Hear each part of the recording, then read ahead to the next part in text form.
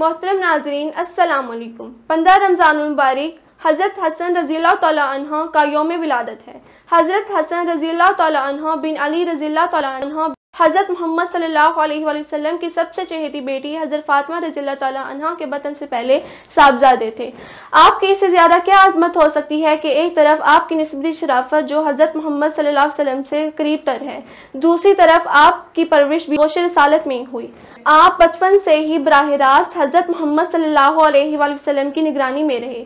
बचपन के इब्तदाई 7 साल तक हज़रत हसन रज़ियल्लाहु तआला अन्हु ने सोहबत नबी सल्लल्लाहु अलैहि वसल्लम पाई।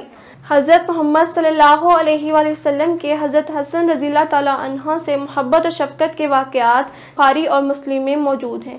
सही बुखारी में हज़रत अबू बकर सिद्दीक़ रज़ियल्लाहु तआला अन्हु से रिवायत है कि हज़रत मोहम्मद सल्लल्लाहु अलैहि वसल्लम मिंबर पर रौनक अफरोज़ थे और हसन रज़ियल्लाहु तआला अन्हु हज़रत मोहम्मद सल्लल्लाहु अलैहि वसल्लम के पहलू में बैठे हुए थे।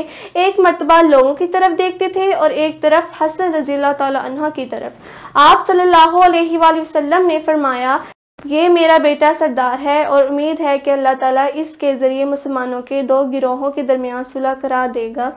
हज़रत हसन रज़ियल्लाहु तआला अन्हु की हज़रत मुआविया रज़ियल्लाहु तआला अन्हु से सुलह ने पैगम्बर इस्लाम की बयान करदा पेशन गोई को मुकम्मल कर दिया।